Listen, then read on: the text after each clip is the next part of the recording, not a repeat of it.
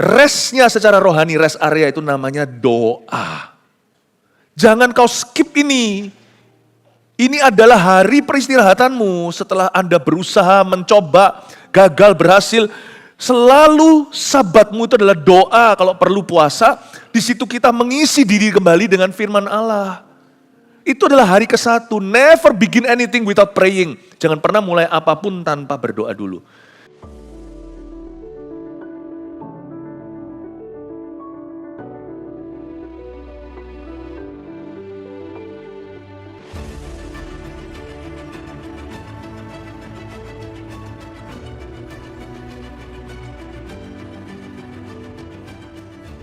Kami memutuskan untuk tidak tahu apa-apa kecuali Kristus dan Dia disalibkan, dan biarkan kami selalu senantiasa hidup ini disembunyikan di balik salib itu.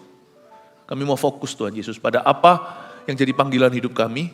Kami mau konsentrasi, kami mau profesional di sana. Kami percaya berkat-berkat Tuhan akan menyambut kami. Ya Tuhan, ketika kami sepenuh hati, jadikan kami berkat selalu Tuhan.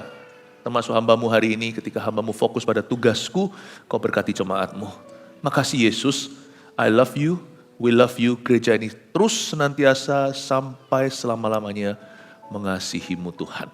Dalam nama Yesus, haleluya, amin, shalom. Puji Tuhan, welcome home. Silakan duduk dulu.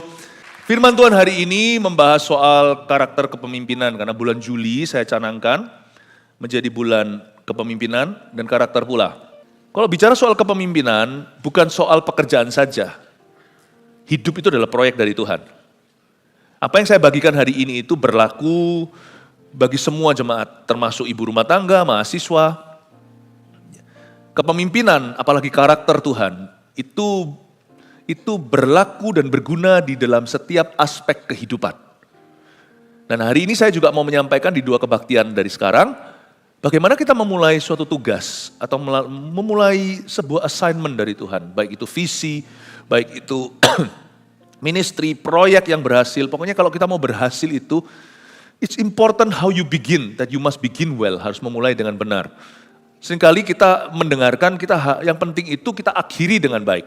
Betul, masalah orang yang paling common, yang paling umum adalah mereka memulai dengan baik, tapi akhirnya amburadul. Memulai dengan roh, mengakhiri dengan daging. Tapi jangan lupa loh, memulai dengan benar itu sama penting. Mari kita sekarang baca ayatnya. Saya ambil semua hari ini dari Nehemia. Nehemia pasal yang kedua, ayat 11-16 adalah pembahasan kita di kebaktian 2. Ini adalah tekad untuk membangun kembali tembok Yerusalem. Nehemia itu pulang dari Persia, ya, pulang dari Irak, Iran sana, menempuh perjalanan jauh untuk balik ke tanah perjanjian ke Yerusalem untuk bangun tembok bait suci dan tembok kota. Gitu ya konteksnya, saya baca ayat 11-16.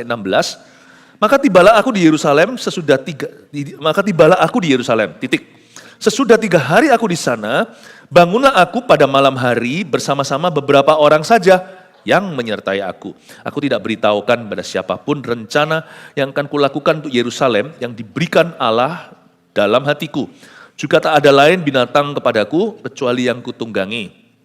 Demikian pada malam hari aku keluar melalui pintu gerbang lebak ke jurusan mata air ular naga dan pintu gerbang sampah. Aku menyelidiki dengan seksama tembok-tembok Yerusalem yang telah terbongkar dan pintu-pintu gerbangnya yang habis dimakan api. Lalu aku meneruskan perjalananku ke pintu gerbang mata air dan ke kolam raja. Karena binatang yang kutunggangi tidak dapat lalu di tempat itu. Aku naik ke atas melalui wadi pada malam hari dan menyelidiki dengan seksama tembok itu. Kemudian aku kembali lalu masuk melalui pintu gerbang lebak. Demikianlah aku pulang. Para penguasa tidak tahu kemana aku telah pergi dan apa yang telah kulakukan. Karena sampai kini aku belum memberitahukan apa-apa kepada orang-orang Yahudi. Baik kepada para imam maupun kepada para pemuka, kepada para penguasa dan para petugas lainnya. Cara efektif memulai proyek yang berhasil, how to begin something with God. Gimana kita bisa memulai sesuatu dengan Tuhan. Ayat 11, maka tibalah aku, ini Nehemia, di Yerusalem. Kayaknya singkat. Sampai. Ya. Maka tibalah aku di sini. Tapi sebenarnya jarak yang ditempuh nggak main-main. 1.100 mil atau kurang lebih 1.700 kilometer. Ini di kerajaan Medo Persia, di Irak, Iran sana. Dia nggak jalan lah Nehemia, naik kuda yang ditunggangi. Meskipun demikian kuda itu hewan, mobil pun ya perlu berhenti, isi bensin dan sebagainya. Jadi perjalanan itu ditempuh kurang lebih 3 bulan. Sampai di Yerusalem itu lelah, letih, badan penat semua. Sesudah 3 hari aku di sana, baru kemudian bangunlah aku pada malam hari bersama-sama beberapa orang saja yang menyertai aku. Lalu mereka mulai survei lapangan. Baru 3 hari kemudian, meskipun hatinya itu sudah rasa terburu-buru, dia tidak tergesa-gesa. Nehemia tahu dan mengerti, sebagai seorang yang penuh Roh Kudus di Perjanjian Lama, dia tahu cara kerja Allah. Bahwa Allah selalu membangun sesuatu itu dimulai dari rest. Dimulai dari rest area. Lawan kata rest itu adalah rush, dalam R-U-S-H. Rest itu R-E-S-T. Tuhan itu menciptakan hari Sabat bukan untuk disembah, tetapi supaya orang itu istirahat. Sebelum nanti hari berikutnya, hari Sabat, itu bukan hanya hari 7, hari ke-7, hari istirahat, 7 hari, rest dulu Tapi dia juga hari ke-1, sebelum 6 hari berikutnya. Harus di-charge dulu. Apapun yang Tuhan kerjakan, kalau kita mau memulai sesuatu dengan Roh Kudus, harus dimulai dari spirit of rest. Rest kalau istirahat, secara jasmani paling bagus yaitu tidur lah. Kadang-kadang orang itu aktivitasnya banyak ini itu secara jasmani, pulang-pulang kita masih perlu holiday dari holiday. Udah liburan masih perlu untuk healing dulu dari liburannya tadi. Karena mungkin kita sibuk itu ini. Tuhan menciptakan tidur. Tapi kalau rohani ini lebih penting. Karena jasmani pulih, tapi kalau rohnya nggak ready, juga Tuhan nggak bisa bangun apa-apa dengan orang itu. Restnya secara rohani, rest area itu namanya doa. Jangan kau skip ini. Ini adalah hari peristirahatanmu setelah Anda berusaha, mencoba, gagal, berhasil. Selalu sabatmu itu adalah doa, kalau perlu puasa. Di situ kita mengisi diri kembali dengan firman Allah. Itu adalah hari ke-1. Never begin anything without praying. Jangan pernah mulai apapun tanpa berdoa dulu. Nanti Mazmur 127 akan digenapi. Sia-sialah bangun pagi-pagi. Sia-sialah. Sia-sialah itu kalau dilanjutin sia-sialah itu biasa sialan lah. Bisa sial. Bukan berarti hidup tanpa masalah kalau kita itu kenal Tuhan. Sia-sialah kau ngelembur malam-malam. Kalau kita nggak doa dulu ya, lihat ya. Berapapun yang kau dapat, bocornya sama banyak. Itu sungguhan. Makanya manusia itu sukanya kan menghimpun, mengumpulkan, tapi dia tidak pernah sungguh-sungguh investasikan hatinya dulu kepada Tuhannya. Padahal Tuhan itu loh yang pegang kunci kehidupan. Bukan berarti tanpa masalah, sekali lagi disclaimer-nya. Tetapi dengan Tuhan itu masalah hidup kita tidak akan meruntuhkan. Tapi akan jadi ajang penyertaan. Tapi tanpa Tuhan, sia-sia kita membangun rumah. Never begin anything, jangan pernah mulai sesuatu tanpa dari spirit of rest. Tapi agak beda dengan zaman sekarang ini. Anak-anak muda dikit-dikit healing. Belum kerja banyak, udah mau healing dulu. Bukan ya, itu bukan rest ya namanya, itu namanya alasan. Rest yang benar itu istirahat dalam Tuhan. Istirahat dalam janji. Hati itu diparkir di janji. Itu beda nanti, hasilnya itu beda. Memang kita bisa ngalami paceklik dunia lagi susah misalnya, tetapi akan ada jalan Tuhan. Tuhan itu kan ajak kita untuk berpetualangan, hidup ini kan medannya, medan perangnya. Tuhan itu gak pernah kalah. Cuman memang kalau sama Tuhan itu kan Ibrani katakan kita harus percaya bahwa Tuhan itu ada. Kalau enggak kan kita pasti akan gigit jari. Aduh buang waktu. Apalagi kalau orang sudah punya prinsip yang salah, time equals money. Waktu adalah uang, salah. Tuhan gak suruh kita doa 24 jam, dari 24 jam 23 jam. Yesus berkata sama murid-muridnya, itu cengli sekali, masuk akal. Dia berkata, tak sanggupkah kamu berjaga-jaga dengan aku sejam saja. 1/24. Tidur lebih lama loh, kita tidur itu satu hari misalnya 8 jam. Kerja 8 jam. 8 jam lagi, waktu yang lainnya, waktu dengan keluarga dan sebagainya misalnya.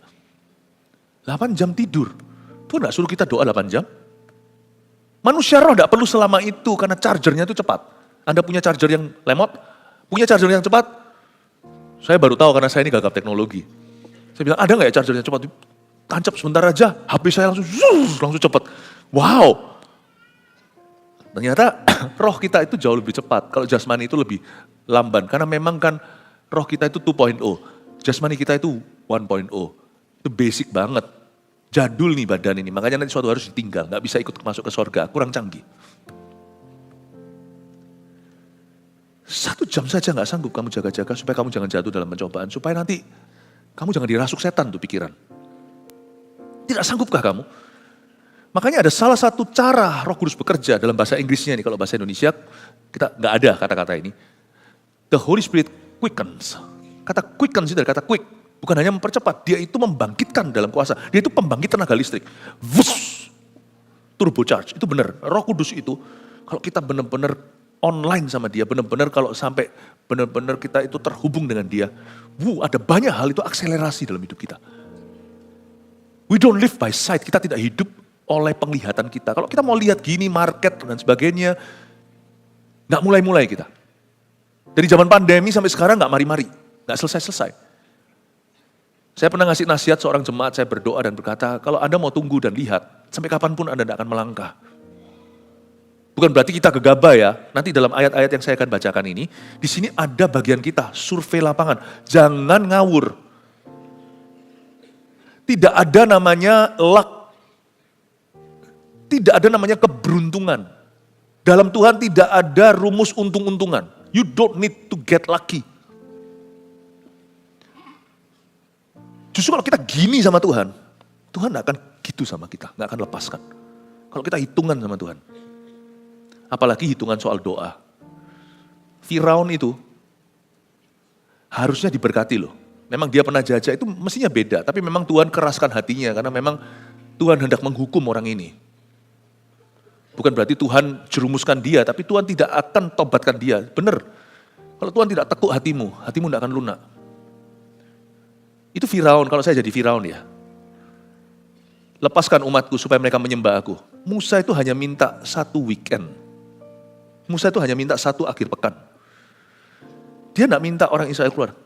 Firaun itu bisa sangat juaji.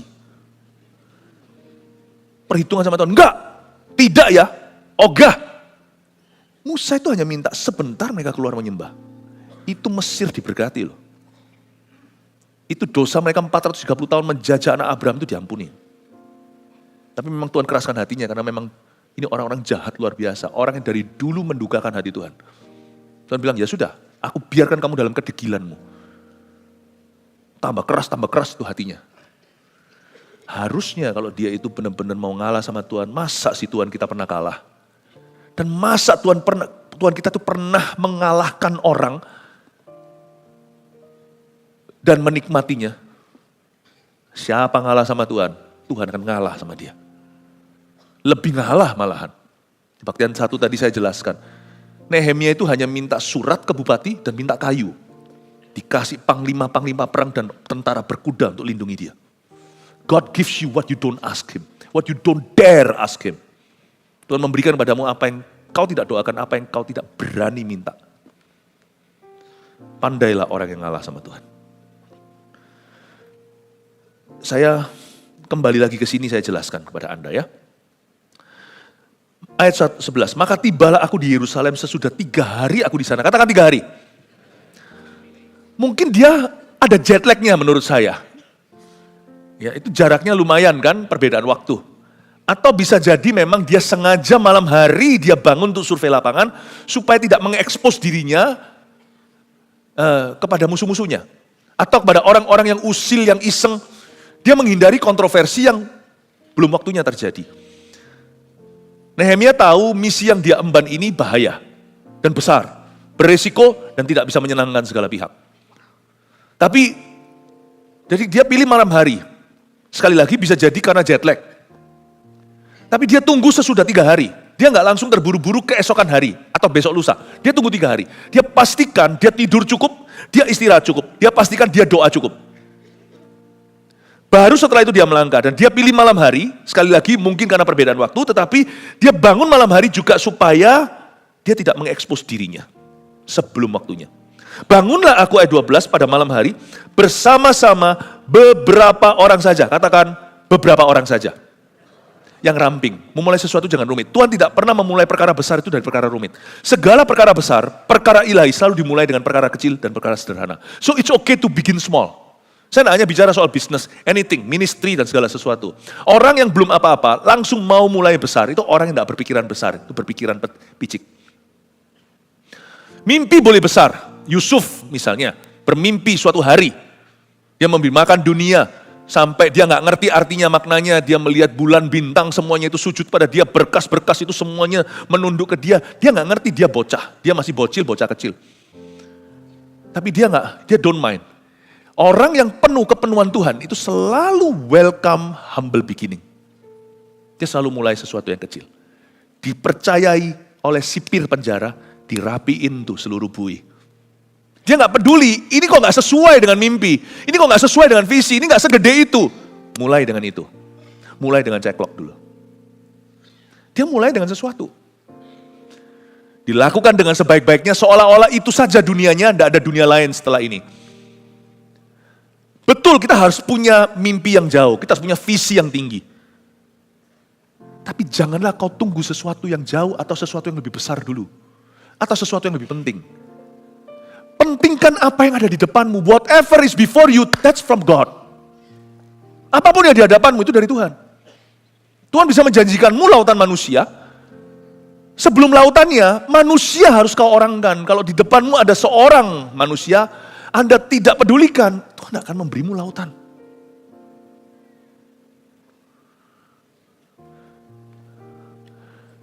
Visi kita boleh jauh. Perhatian kita harus dekat. Kepada orang terdekat yang ada di depan. Di ibadah terakhir nanti saya akan sampaikan tentang Anda mau mengubah seluruh kota, mulai dari depan bilikmu dulu, dari depan rumahmu dulu. Mulai dengan yang dekat denganmu. Bangunlah dia pada malam hari bersama-sama beberapa orang saja. Mulainya ramping. Tidak gemuk organisasinya, gak rumit. Dia bangun malam hari, dia hanya bawa beberapa orang saja. Mirip seperti Yesus nanti di perjanjian baru. Yesus mau transfigurasi, itu pesan penting. Waktu Yesus berubah rupa di sebuah gunung, kita tidak tahu persisnya gunung apa. Tapi di atas gunung itu dia hanya bawa 3 dari 12 muridnya. Padahal 12 itu cukup ramping loh, dia masih cut lagi 3. Karena itu penting untuk membuktikan keilahiannya. Nanti ketika dia sudah naik ke sorga, murid-murid ini harus menuliskan. Salah satu yang menulisnya nanti adalah Yohanes. Murid-muridnya harus memberitakan keilahiannya. Jadi dia bawa 3. Bukan berarti dia pilih kasih. Itu kan Yesus sebagai anak manusia masih mau memulai sesuatu yang sifatnya, memulai sesuatu pesan tentang kerajaannya. Bahwa dia adalah raja di dalam kerajaan itu. Dia pilih 3 saja. Gak perlu banyak-banyak orang.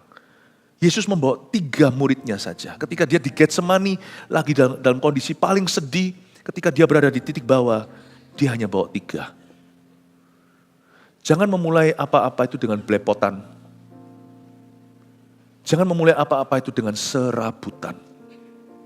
Ketika kau berada di titik atas, seperti diangkat oleh tangan ilahi. Transfigurasi. Tidak usah banyak koar-koar di depan, karena hidupmu baru mulai. Apapun yang kau kerjakan dan saya kerjakan, itu baru mulai semua. Supaya Tuhan nanti bisa continue.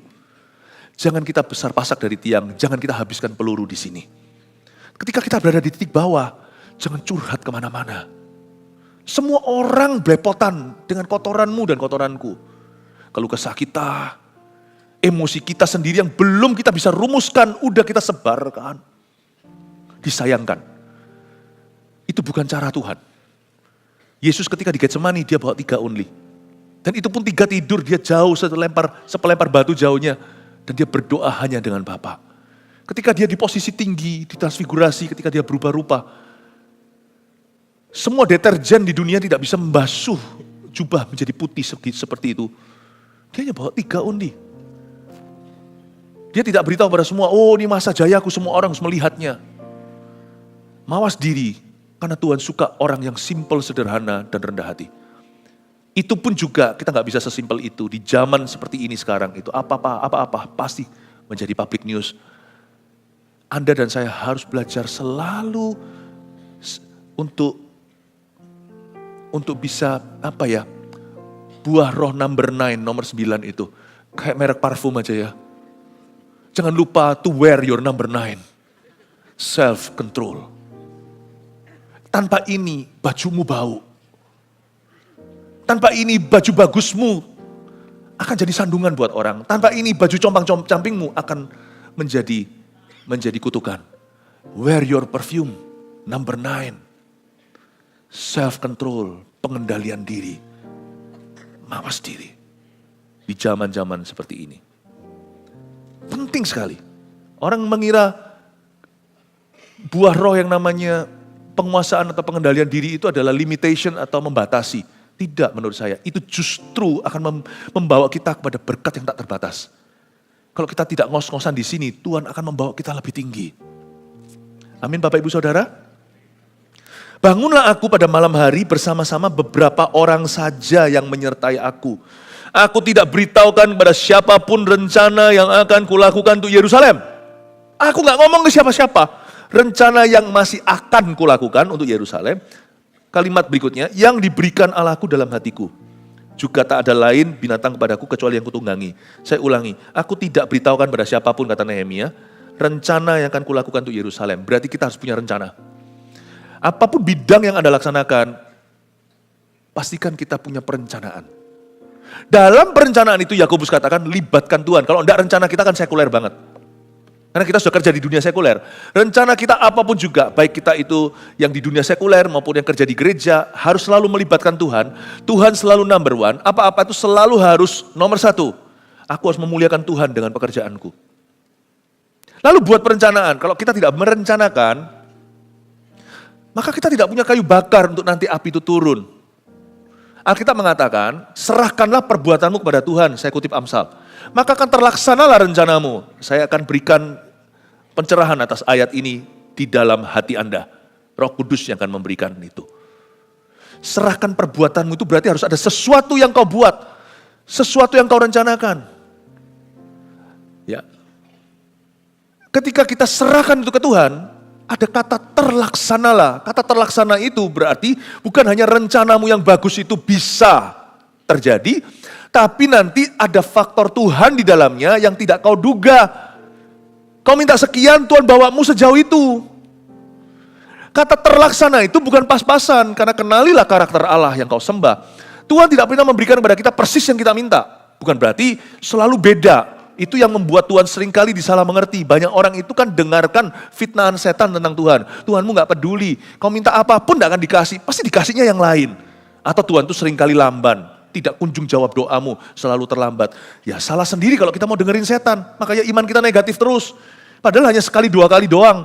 Hanya sekali 2 kali saja kita diizinkan begitu. Karena memang permintaan kita salah. Atau waktunya memang betul-betul kita gak tahu. Tapi sebenarnya Tuhan itu selalu memberikan yang kita minta loh. Kalau kita itu hidup dalam firman. Tapi yang saya maksudkan, Tuhan memberikan kepada kita yang tidak kita minta. Itu melampaui yang kita minta. Tuhan tuh gak pernah memberi kita tuh pas yang kita minta. Selalu lebih, karena memang itu adalah sifatnya Tuhan. Sifat itu gak bisa berubah. Allah adalah murah hati. Kata murah hati itu dia itu abundant in mercy. Kita gak layak menerimanya, tapi dia limpahkan kasih karunia, sekalipun kita tidak layak menerimanya. Itu sifatnya Allah, jangan coba-coba kau ubah baik namanya, nama Tuhan, jangan kau ubah sifatnya. God is God, He doesn't change. You change, He doesn't. Kau berubah, dia tidak. Suasana situasi di dunia ini berubah, ekonomi lah, geopolitik lah, berubah. Tuhan tidak. Tuhan gak pernah memberimu pas yang kau minta. Dia selalu melampaui permohonanmu. Sampai-sampai ada rumor tentang Tuhan di ayat. Yang matamu tidak pernah lihat, telingamu tidak pernah dengar, Tuhan sediakan.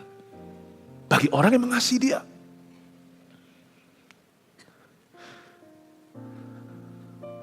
Kita perlu rencana, kata rencana ini powerful. Aku tidak beritahukan pada siapapun rencana yang akan kulakukan di Yerusalem. Nehemia itu sepanjang perjalanan 1100 mil atau 1700 kilometer itu nggak nganggur.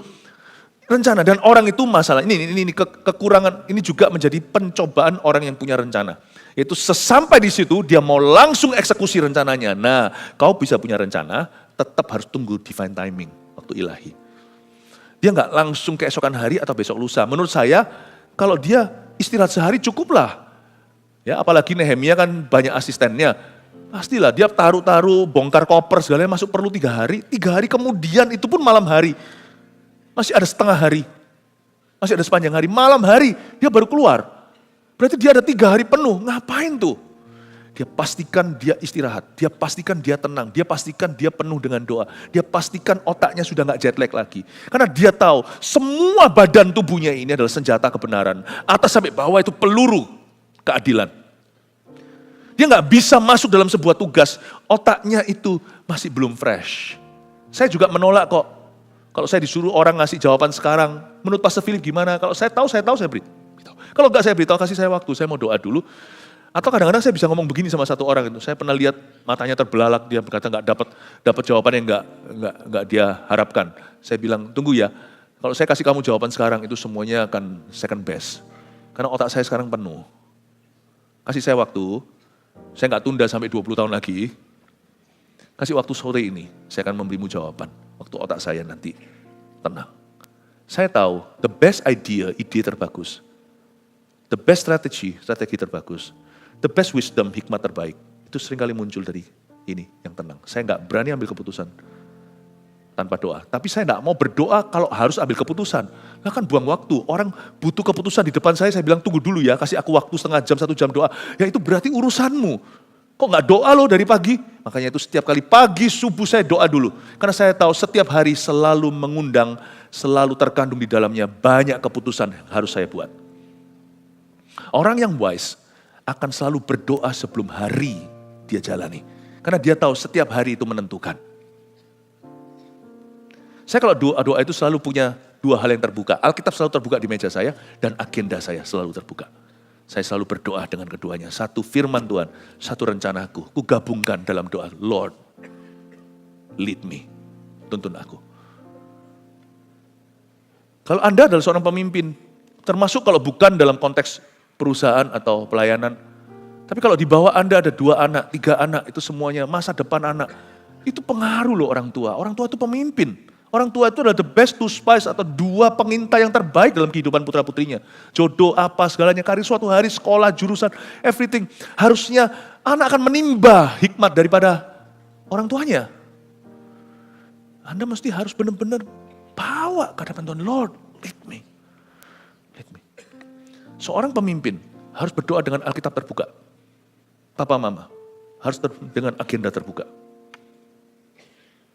Supaya matamu itu tertuju pada rencanamu dan terbukalah hatimu terhadap rencananya. Karena dalam rencanamu akan terjadi. Kenapa tidak terjadi? Kalau itu bagus pasti terjadilah kalau Anda doa. Kalau nggak terjadi itu pasti nggak bagus, cuman kita belum tahu aja. Kita kira kita minta roti, padahal yang kita minta itu kalajengking. Tuhan yang tahu, kalau sampai Tuhan jawab no itu saya nggak pernah kepahitan. Saya tahu Tuhan tahu yang saya nggak tahu. Tuhan mendengarkan pembicaraan yang di belakang saya yang saya nggak dengar. Tuhan tahu pertemuan-pertemuan yang saya tidak sadari. Tuhan tahu rasan-rasan orang, Tuhan tahu bahaya yang sekarang sedang melirik di balik pintu. Di depan ini kelihatan seperti pintu bagus, di baliknya semuanya ada senjata tajam, saya tidak akan tahu. If God says no to my prayer, I thank God for it, even though I don't know why. Kalau Tuhan menjawab tidak pada doa saya pasti berkata thank you Tuhan tanpa saya tahu apa sebabnya. Tapi tidak pernah Tuhan itu menolak doa. Kalau Tuhan jawab tidak, pasti ada penggantinya. Tapi itu pun jarang Tuhan bilang tidak kalau kita itu hidup dalam firman. Yohanes 15 katakan kalau kamu hidup dalam firman, firman dalamku. Minta apa saja, itu seperti cek kosong dibuka. Apapun pasti tak kasih. Kenapa gak terjadi kalau itu bagus? Pasti terjadi. Tapi ada faktor Allah di dalamnya. Jangan hanya otak kita itu tertuju waktu kita doa. Tertuju hanya pada rencana kita. Rencana kita harus kita serahkan. Serahkan perbuatanmu. Tapi terlaksanalah rencanamu. Itu rencana Allah akan mengatasi planning Anda dan saya. Aku tidak bercerita kepada siapapun rencana yang akan kulakukan untuk Yerusalem. Lalu ada kalimat ini, yang diberikan Allahku dalam hatiku. Katakan yang diberikan Allah dalam hatiku. Lucu. Setahu saya orang-orang berkata gini, aku sudah doa-doa kok belum dengar suara Tuhan ya. Karena manusia itu punya asosiasi. Asosiasinya itu sangat-sangat terbatas. Karena kita ini manusia panca indera. Dan pendengaran itu hanya eksklusif oleh telinga. Jadi kalau kita ngomong sama orang seperti ini, kita tahu kita nggak tuli kalau kita dengar suara audible. Di mana? Di kuping. Di kuping kita. Jadi kita juga terapkan mentah-mentah secara kerohanian. Bahwa Allah harus berbicara lewat kupingku. Jadi kalau Tuhan ngomong sama kita itu harus lewat suara. Sadarkah Anda? Bahwa Allah itu pencipta tubuh jiwa roh kita. Mendengarkan suara Tuhan itu nggak dibatasi dengan panca indera dan kuping saja atau telinga saja. You know that God can speak to you by giving you a plan in your heart. Dalam hal ini, Nehemia menjelaskan, aku tidak beritahukan pada siapapun rencana yang akan kulakukan untuk Yerusalem. Rencananya Nehemia yang diberikan Allah dalam hatinya. Dia bisa memberikan kredit rencana yang baik, kecuali kalau ada rencana untuk korupsi, rencana untuk berzina. Dan kita semua tahu itu sumbernya, tahulah.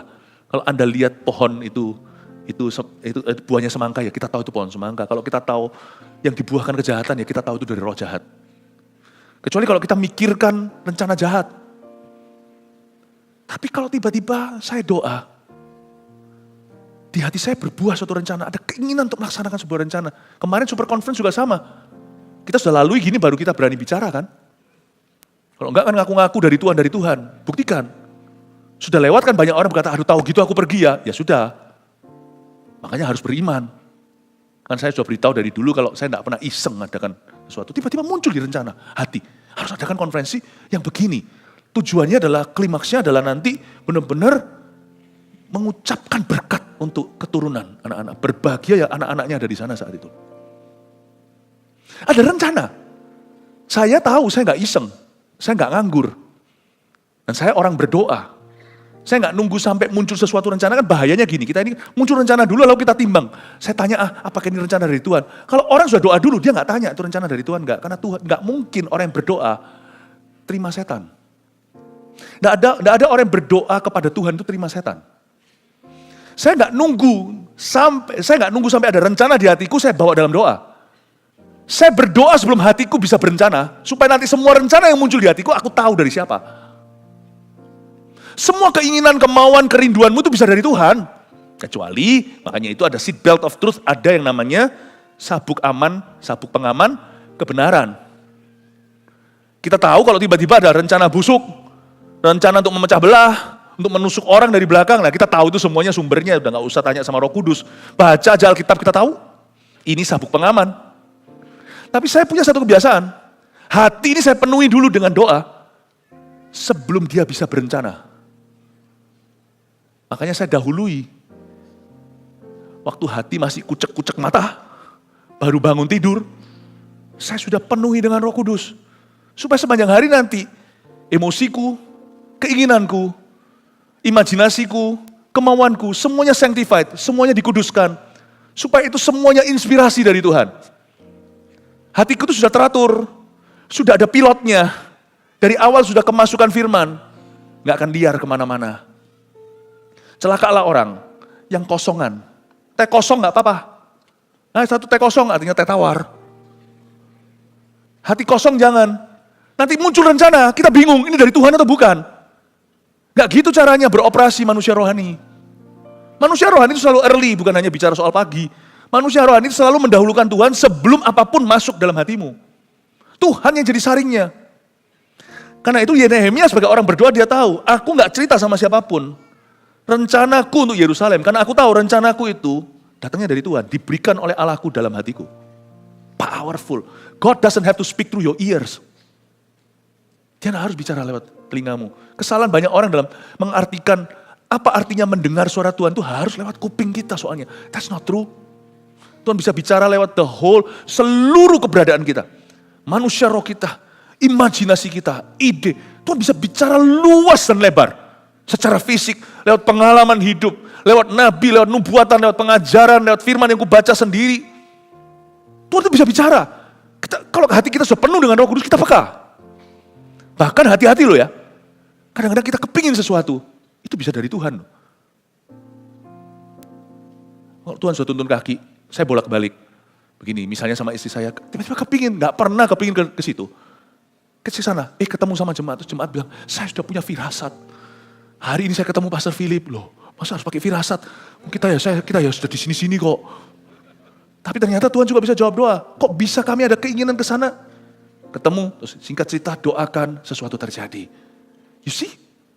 Saya gak berani remehkan diri sendiri. Ini orang gak percaya diri akan susah untuk menerima ini. Karena dia selalu merasa dirinya salah. Tapi kalau Anda berdoa, Anda belajar untuk menghargai juga perasaanmu. Menghargai tuntunan Tuhan atasmu yang belum kau tahu. Kau juga bisa menghargai rencana, keinginan, kerinduan. Bukan berarti semua yang aku inginkan pasti aku turuti, enggak. Tetapi kenapa ya tiba-tiba aku mikir ini? Pasti ada sesuatu kalau kau dituntun Roh Kudus. Nehemia itu enggak dengar suara Allah gimana? Kalau Anda baca pasal 1, dia dengar news. Orang baru balik dari kampung halaman, Yerusalem gini gitu, nangis dia. Lalu tiba-tiba muncul rencana, aku pingin kembali bangun temboknya. Dia enggak dengar suara Tuhan, tapi ternyata itu suara Tuhan. How has God spoken to you? Mungkin ke depan Tuhan akan bicara sesuatu dalam hidupmu. Buyao choko. Bahasa Chinese-nya. Don't miss the best voice you will hear from Him. Jangan sampai Anda luput dengan suara berikutnya yang terindah, terkuat, terhebat dalam hidupmu sebentar lagi. Tapi tidak seperti yang kau kira. Demikianlah firman Tuhan, ada asap. Kadang-kadang it's not like that. Nggak kayak gitu. Amin Bapak Ibu. Cara memulai itu begitu. Karena itu jangan banyak bicara, banyak mendengar lebih baik. Kita lihat, makanya itu di sini ayat 12 dikatakan bahwa si Nehemia nggak bercerita sama siapa-siapa. Karena dia tahu di hidup ini ada banyak orang-orang yang iseng usil, nggak perlu. Kita lihat ayat 13, demikian pada malam hari aku keluar melalui pintu gerbang lebak. Dia malam hari ya, dia keluar menghindari komplikasi, pasti terjadi itu komplikasinya. Karena bukan dari sisi Nehemia, kontroversi pasti terjadi. Tetapi dia tahu bahwa tidak boleh too early, nggak boleh terlalu awal, nggak boleh terlalu dini. Demikian pada malam hari aku keluar melalui pintu gerbang lebak ke jurusan mata air ular naga. By the way ini bukan jurus-jurus kungfu. Dan dari pintu gerbang sampah, aku menyelidiki dengan seksama tembok-tembok Yerusalem yang telah terbongkar dan pintu-pintu gerbangnya yang habis dimakan api.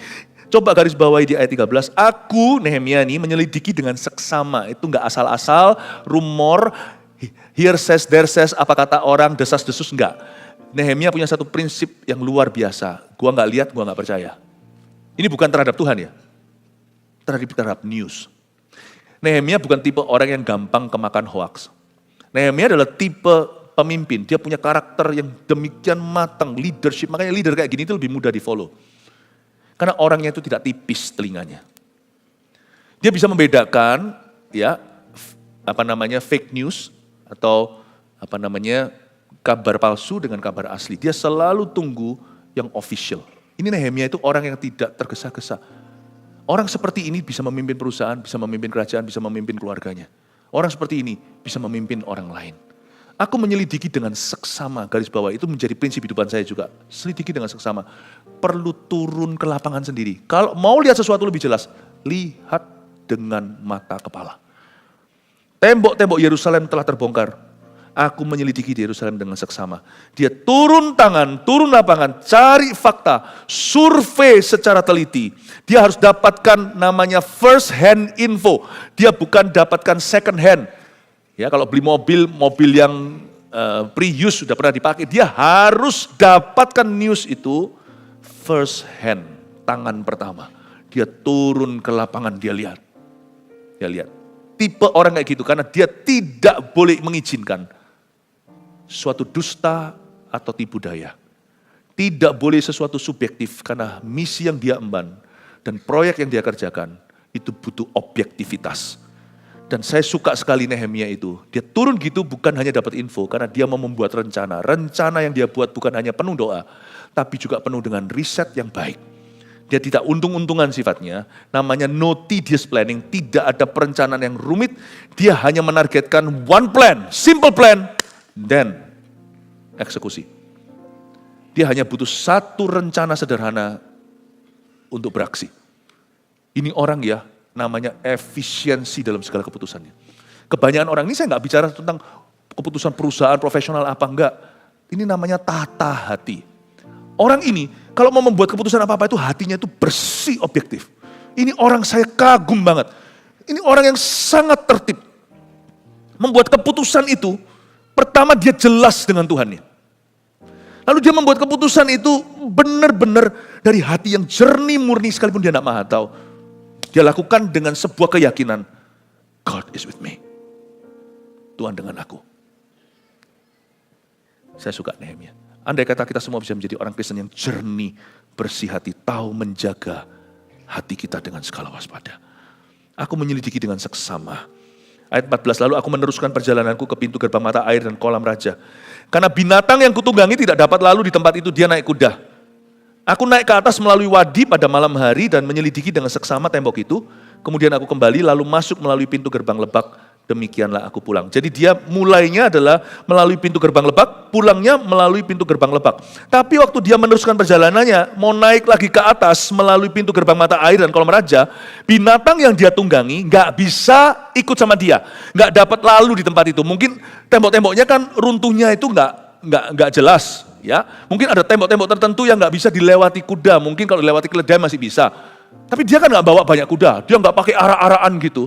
Dia bawa satu kuda tunggangannya, ya itu aja. Ya. Tapi karena nggak bisa ikut sama dia, ditinggal dia jalan kaki. Ada beberapa pesan profetik dari cerita, karena binatang yang kutunggangi tidak dapat lalu di tempat itu. That not everyone can go with you that far. So it's okay. Tidak semua bisa berjalan sejauh itu dengan kita. Jadi it's okay. Bukan berarti kita punya kebiasaan meninggalkan orang, bukan. Tapi kita harus punya rasa aman yang tinggi dalam Tuhan. Apapun yang Tuhan suruh kau kerjakan, walk by faith. Not everybody can go that far with you. Saya kata-kata ini mungkin jadi remah, Anda tangkap aja mentah-mentah. Penerapannya tidak boleh ngawur, nanti Roh Kudus akan memberikan hikmat. Ini adalah makanan keras, bukan dimarah-marah. Makanan keras itu artinya sesuatu yang perlu kau cerna, kau pecah-pecahkan, renungkan, dan beberapa aplikasinya itu nanti akan bertahap dalam kehidupanmu. Anda harus tahu bahwa not everybody can understand you that far. Makanya itu seorang orang yang punya karakter kepemimpinan, dia harus punya tempat rahasia dengan Tuhan. Hatinya itu harus disimpan di dalam safe deposit box-nya Tuhan Yesus. My heart is with you. My vision is with them. My feet belongs to those who will walk with me. Hatiku milikmu di sorga. Hanya kau milikku di sorga. Tiada yang kuingini di bumi. Hanya kau. Fisikku milik mereka, orang-orang. Tapi kakiku akan bersama dengan mereka yang berjalan dengan aku. Bapak, Ibu, Saudara, saya dorong Anda. Hari-hari ke depan Tuhan mau membangun sesuatu yang sangat real dengan kehidupan Anda. Anak-anak muda kau dengarkan. Jangan asal lulus. Allah mau membangun sesuatu dengan dirimu. Really, jangan hanya asal pacaran. Tuhan membangun rumah tanggamu, dari rumah tanggamu nanti itu yang sekarang itu masih mimpi, sekarang masih jauh, gak ngomong gitu-gitu. Tuhan mau membangun keturunan kudus dengan Anda suatu hari. Suatu hari bermimpilah, dalam bidangmu kau dan anakmu akan side by side. Dia megang senjata, nanti kebalik suatu hari. Visi anak muda akan menggenapi mimpi orang tua, suatu hari kau yang pegangkan senjatanya. Bermimpilah suatu hari, karena itu janganlah kau halalkan segala macam pacaran. Orang tua di sini, ibu-ibu, jangan kau kira itu hanya anak yang kau lahirkan secara biologi. Jadilah ibu rohani juga bagi mereka. Bangun hidupmu dengan benar. Jangan sembarang memberikan advice yang tidak betul pada mereka. Karena ibu itu memang menyusu, ASI kan? Tapi ketika anak sudah tidak perlu lagi ASI, dia masih menyusu secara rohani, jangan kau racuni. Penting sekali untuk kita tahu, Tuhan sedang memulai sesuatu dengan hidupmu. Saya ngomong sesuatu yang bukan sifatnya, visi gereja atau hanya event atau visi Anda satu. Enggak, saya mau bicara kepada semua di sini.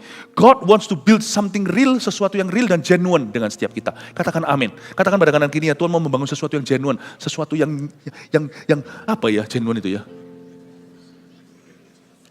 Sesuatu yang nyata dengan Anda. Katakan seperti itu. Nubuatkan orang di kanan kirinya. Yang tidak diberitahu sama orang kanan kirinya kasihan, berarti nggak dinubuatkan hari ini. Ya. Selain itu ada satu lagi. Karena binatang yang kutunggangi tidak dapat lalu di tempat itu, di sini. The end of your earthly resources is the beginning of the divine ones. akhir daripada sumber daya natural, kuda nggak bisa ikut. Don't worry, Tuhan tetap ikut. Akan ada sumber daya yang nggak kelihatan akan menyertaimu. Dia naik ke tempat yang namanya wadi itu dan sebagainya, ya mata air dan kolam raja segalanya. Kuda yang digagah-gagahkan untuk perang nggak bisa naik ke atas. Nehemia dengan kaki yang lelah sudah jalan 1.700 km. Naik kuda pun pernah coba 1.700 km. Turun dari kuda itu gini jalannya. Dia tetap melaku. Apa yang lebih kuat dari kuda? Bukan manusia. Kuda itu yang menangkan perang. Apa yang lebih kuat dari itu? Bukan gagah perkasamu, oleh rohku. Akhir daripada sumber dayamu secara alami. Tidak ada lagi, no more. Aku sudah tidak punya money. Tidak ada modal lagi. Aku dicekik, dihimpit kanan kiri. Tidak ada lagi orang yang mendukung, membantu segalanya. Apapun juga kekuranganmu. Serahkan ke Tuhan. Kalau kau berjalan dengan Tuhan, akan ada sumber daya yang tidak kelihatan yang membuatmu continue. Praise God for the end of horses. Saya selalu bersyukur untuk akhirnya kuda-kudaku. Supaya di situ bukan lagi gagah perkasaku. Tetapi oleh rohku, kata Tuhan. Oleh rohmu. Bangun hubunganmu yang intim dengan Roh Kudus Church dari sekarang. Karena Anda tidak akan merugi. Kalimat ini kalau kau lakukan, Anda akan bersyukur suatu hari. Sekarang Pastor Philip, aku mengerti yang kau maksudkan. Bukan gagah perkasa, tapi oleh roh Tuhan. Kasih tepuk tangan untuk Tuhan. Terakhir dengan ini, para penguasa tidak tahu kemana aku telah pergi dan apa yang telah aku lakukan. Gak usah tahu. Karena sampai kini aku belum memberitahukan apa-apa kepada orang Yahudi. Good. Semua harus menunggu divine timing atau waktu ilahi. Jangan cepat-cepat public news. Baik kepada para imam maupun kepada para pemuka, kepada para penguasa dan para petugas lainnya. Orang yang paling poor, yang paling miskin itu bukan secara harta, tapi secara karakter. Adalah kalau apa-apa, ya langsung ke publik dulu. Itu yang paling buruk. Ya. Karena itu saya kasih dulu 7 poinnya, cepat ditulis nanti muncul semua kok ya. Kalau nggak keburu nanti tinggal difoto ya. Bagaimana kita ya? Cara, judulnya tadi, cara efektif memulai proyek yang berhasil, ada 7 poin dulu, nanti saya continue 8, 9, 10. Nomor 1, doa dan istirahat yang cukup. Gini cara mulainya. Pulang dari pelayanan, jangan scroll-scroll gitu, tidur ya tidur. Pulang dari kerja, itu bukan istirahat soalnya, itu membuatmu diperbudak lah makin lama. Ada waktunya gini ya, pulang ke rumah termasuk papa mama ini, jangan jadi contoh, itu pulang langsung. Ngapain? Me time, bukan me time itu. Namanya waste time. Kita semua pernah salah kayak gitu-gitu ya. Doa dan istirahat yang cukup. Ini bukan istirahat. Tolong didefinisikan apa itu istirahat, apa yang bukan. Apa yang nampak seperti istirahat, tapi bukan. Oke? Jangan melelahkan dirimu untuk perkara-perkara yang tidak menghasilkan. 2, jangan gemuk berorganisasi. Jangan gemuk organisasi ya. Belum apa-apa sudah, wah rame semuanya. Kayak gembar-gembornya itu lebih besar. Mulai itu yang simple aja. Yang penting kita itu, yang penting jalan. 3, jangan banyak bicara.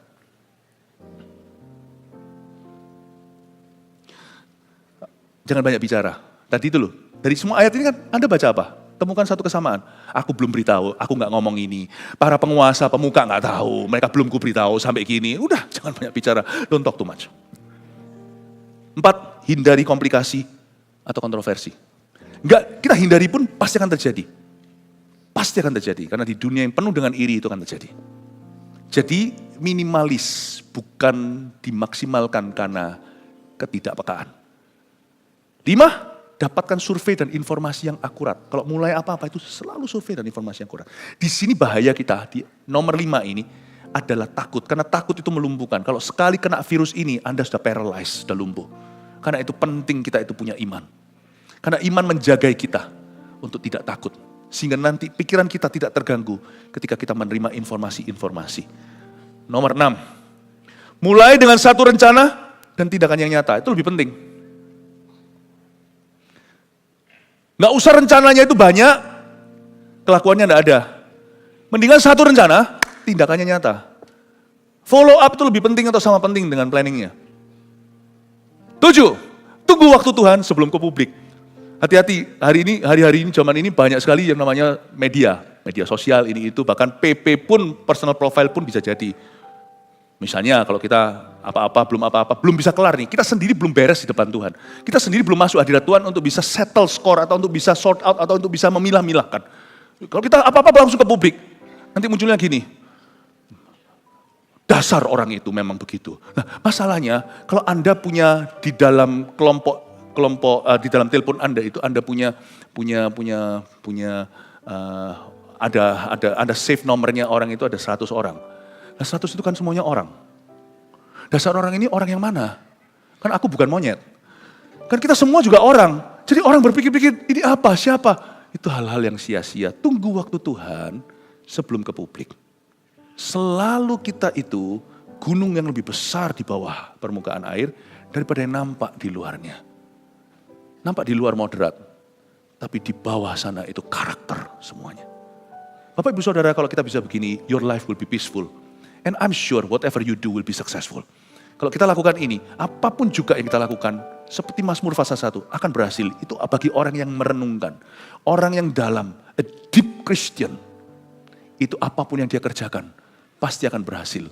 Karena dia bukan sedikit-sedikit muntah di permukaan. Amin Bapak Ibu Saudara. Semoga 7 hal ini kau jagai. Fotoin semuanya, udah? Oke, diingat-ingat. Nanti kita lanjutkan part 2 setelah ini. God bless you. Mari kita semua bangkit berdiri.